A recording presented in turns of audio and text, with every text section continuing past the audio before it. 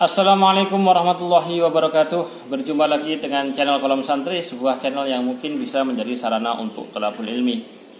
Baik, kita dalam video kali ini berada dalam video review buku lagi. Kita bedah buku yang mungkin cukup kontroversial, yakni Mantan Kiai NU Membongkar Praktek Syirik dari Kiai Habib Gus dan Ahli Bid'ah. Gus Ahli Bid'ah. Mungkin teman-teman sudah pernah mengetahui judul buku ini, tetapi mungkin soal isinya ada yang belum punya ya, belum tahu. Kita akan sedikit ulas mengenai buku ini. Buku ini disusun oleh Haji Mahrus Ali, di mana beliau ini mengaku sebagai mantan anggota dan aktivis Nahdlatul Ulama.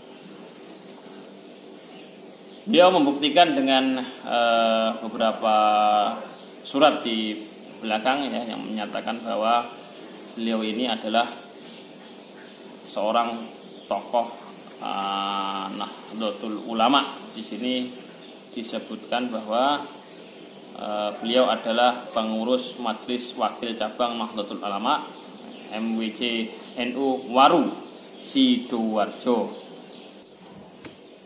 Baik, kemudian setelah dalam perjalanan waktu beliau sepertinya terkontaminasi dengan ideologi dan pemahaman Wahabiyah dalam berakidah, karena terbukti dengan banyak dari kata-kata dalam buku ini yang cenderung menvonis untuk syirik, menvonis bid'ah gitu. Buku ini diterbitkan oleh La Tasyuk, penerbit La Tasyuk Press dari penerbit Surabaya. Kemudian karena memang buku saya ini tidak pernah kami baca lagi, jadi ya ini agak rusak ya, merepel ya, karena memang diletakkan di tempat yang kurang aman untuk buku sepertinya. Buku ini cukup tebal dan di dalamnya membahas beberapa hal yang dianggap syirik oleh beliau Haji Mahrus Ali. Utamanya dalam pembahasan di buku ini adalah beliau mengcounter kitab-kitab yang biasa menjadi pegangan kiai-kiai Nusantara, yakni kitab Al-Awfaq karyanya Imam Al-Ghazali, kemudian kitab Samsul Ma'arif karya Imam Ahmad Ali Al-Buni. Kemudian juga kitab Mambaul Usul Hikmah yang biasa kita di kalangan pesantren menyebut kitab-kitab dukun gitu ya.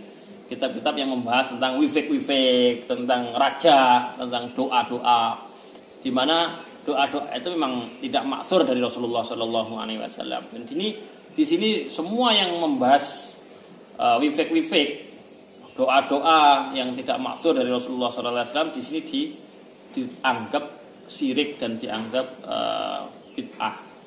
Jadi kalau kita berpaham Ahlus Sunnah wal Jamaah, membaca buku ini mungkin agak panas lah, agak panas dengan kata-katanya. Kemudian dalam buku ini juga ada kata-kata yang kurang pantas terhadap beliau Al-Imam Al-Ghazali dengan dalam mengomentari kitab Al-Awfaq. Jadi Imam Ghazali dianggap, dituduh, divonis ahli syirik. Bagaimana dengan kita? Ini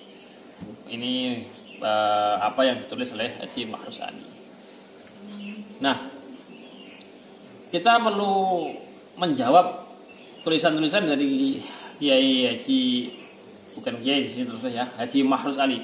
Kita perlu menjawab apa yang ditulis oleh Haji Mahrus Ali ini, mengerti dulu apa itu wifik atau awfaq atau raja. Jadi wifik ini biasanya ada garis-garis, kemudian angka-angka, kemudian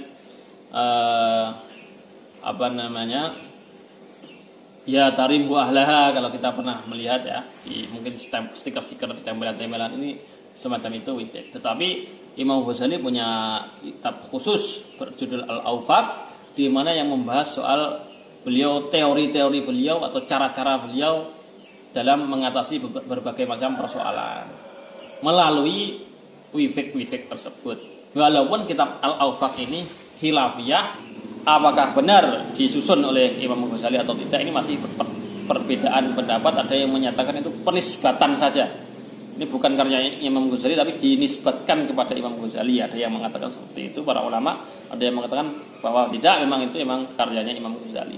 Terlepas dari itu, memang para kiai-kiai Nusantara memakai kitab-kitab tersebut untuk mengatasi problem-problem di masyarakat. Seperti Al-Awfa, kemudian Mambaul Ushul Hikmah, kemudian juga Syamsul Ma'arif ini, kemudian Silahul Mukmin biasanya kadang-kadang. Ini untuk mengatasi problem-problem masyarakat itu, kadang-kadang doa-doa Jawa, kalau Silahul Mukmin. Nah, kitab-kitab yang saya istilahkan dengan tanda kutip kitab dukun ini memang oleh kiai-kiai Nusantara ini sebagian dipakai. Dan perlu diingat juga, sebagian juga tidak mau memakai ini. Kenapa tidak mau? Karena sebagian dari wifek-wifek itu tidak difahami oleh beliau para kiai. Ada yang memakai bahasa Persia, ada yang memakai bahasa Jawa, ada yang memang nggak, karena bahasa Persia nggak paham maka tidak mau. Jadi ketidakmauan kiai yang tidak mau memakai kitab-kitab ini tidak dengan memvonis ini syirik, tidak. Karena nggak paham nggak mau. Gitu. Jadi para kiai yang tidak mau memakai ini bukan berarti langsung memvonis ini sesat, ini keliru. Jadi memang para kiai ada yang memakai, ada yang tidak, dan yang memakai ini merasa mendapat ijazah dengan bersanad sampai musonefnya, kemudian dari kiainya mendapat ijazah begitu itu, sehingga paham tidak paham berani mengamalkan. Kemudian ada yang tidak. Ini kitab-kitab ini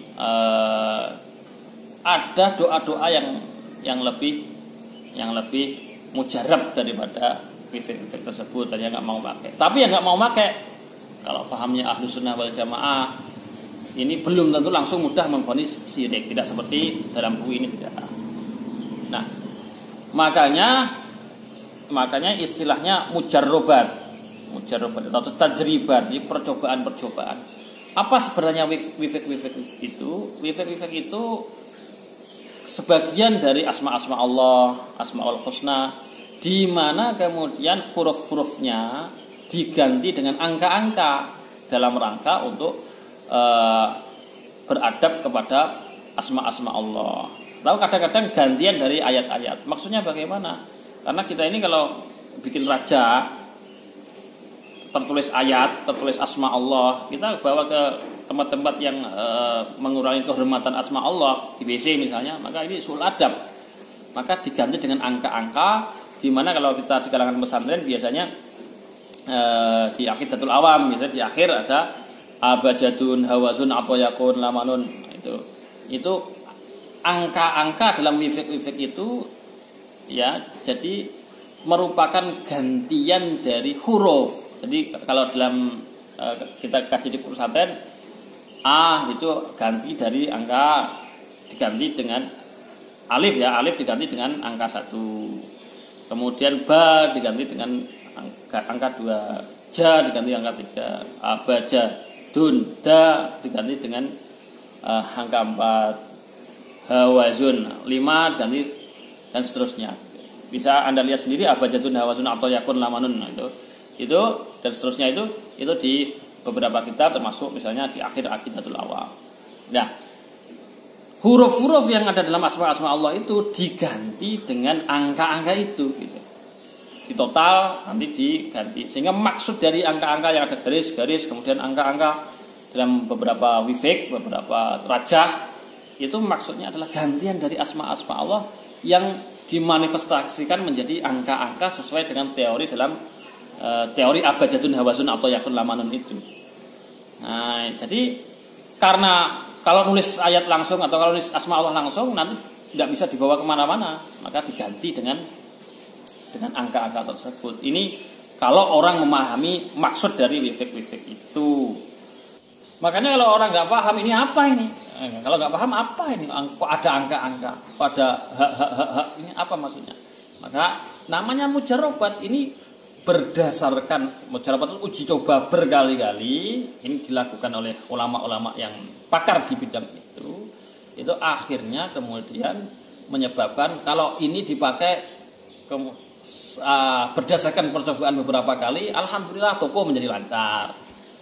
Kalau ini dipakai, ini ditulis, kemudian dipasang di rumah, alhamdulillah kemudian keluarga menjadi sakinah, tidak ada sering berdebat, sering tengkar antar suami istri. Jadi ini berdasarkan pengalaman-pengalaman yang dilakukan oleh musonef dari kitab Al-Awfaq, musonef dari Mambaul Usul Hikmah, musonef dari Samsul Ma'arif, yang diamalkan oleh para sebagian dari kiai-kiai Nusantara.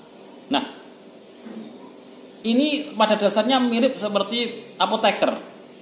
Dalam hal ini musonef-musonef kitab-kitab tersebut mirip seperti apoteker. Zat ini dicampur zat ini, campur zat ini, kemudian jadi amoksilin misalnya.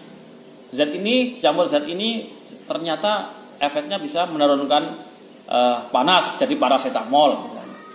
Kita tidak bisa mengatakan orang yang minum paracetamol kemudian dalam rangka untuk mengobati panas dia itu syirik, nggak bisa. Dia pasti yakin bahwa yang menyembuhkan panas itu adalah Allah Subhanahu wa taala.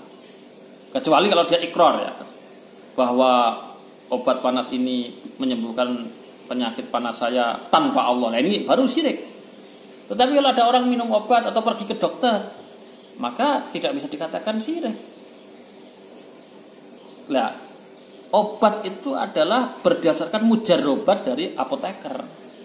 Sedangkan doa-doa wifik-wifik ini uji coba dari ulama-ulama yang konsen di bidang itu, kemudian menyebarkan, membuat buku, membuat kitab, bahwa kalau ini ditulis kemudian dipasang di toko, maka kemudian toko menjadi laris berdasarkan percobaan.